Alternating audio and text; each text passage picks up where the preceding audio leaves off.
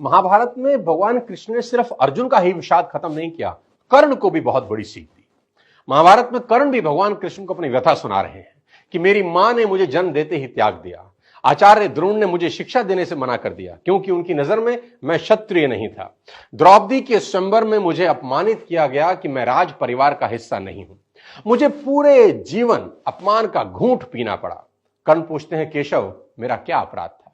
भगवान कृष्ण जो कर्ण को जवाब देते हैं, मुझे ऐसा लगता है कि यह जवाब 1000 करोड़ टीचिंग के बराबर है। यह जवाब सीखने के बाद आदमी के पास हर सवाल का जवाब मिल जाएगा। जी हां, कृष्ण मुस्कुराते हैं और जवाब देते हैं कि हे सूर्यपुत्र, मेरा तो जन्म ही कारागार में हुआ। मेरे पैदा होते ही मृत्यु मेरी प्रतीक्षा कर रही थी। जिस रात मेरा जन्म हुआ उसी रात मेरे मां बाप से मुझे जुदा कर दिया गया और जहां पहुंचा वहां सब काम मुझे ही करने पड़े। गायें चराने से लेकर गोबर उठाने तक सब काम करता रहा। सिर्फ 2 दिन का था, मेरे ऊपर राक्षसों ने हमला कर दिया। मुझे बारंबार जान से मारने की कोशिश की गई। मेरा अपना सगा मामा मेरी जान का दुश्मन था। मेरे जीवन की चुनौतियां कहां कम थी। अन्याय जीवन भर मेरे साथ भी होता रहा। कृष्ण कर्ण को समझाते हुए बड़ी बात कह रहे हैं जो हमें सीखने की जरूरत है कि जीवन में आपका अपमान होता है, यह इंपॉर्टेंट नहीं है। इंपॉर्टेंट यह है आप उस अपमान का जवाब कैसे देते हैं। कर्ण जीवन भर अपने अतीत की कड़वाहट से भरे रहे, पर कृष्ण कभी अपने अतीत पर आरोप नहीं लगाते।